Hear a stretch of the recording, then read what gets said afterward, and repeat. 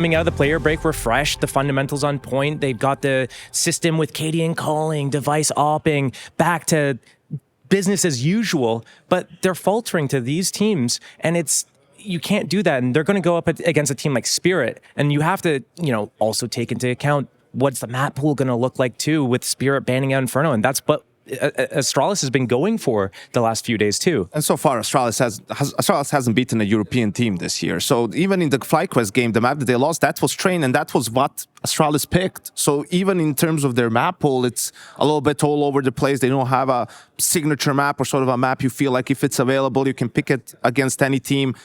People who pick Train are 0-8 so far this year. I mean, one of the reasons for that is, you try to, it's like Fnatic picks Train against Spirit. Well, it's not necessarily due to the map. It's just you're an underdog playing against a much better team. You're trying to throw, everyone started from scratch on Train, so you feel like the gap might be smaller there. And unfortunately, it feels like Astralis has to go for the same thing. Yanko, do you like deagles?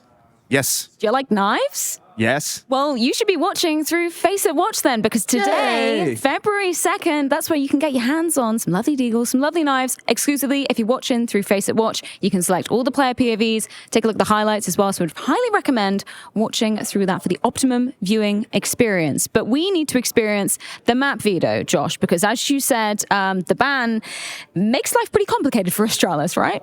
It does, and including the fact that, we're going to be looking at maybe a Mirage ban coming in from the side of, sorry, not a Mirage ban. Why didn't you stop me there from sounding silly there? But, we'll see. Like, Spirit's banning in Inferno, we know that 100% of the case, and this is going to force it into a map pool that Spirit really like to play. So the Nuke pick coming out, I think that's still one of Spirit's top 3 maps. Anubis going out for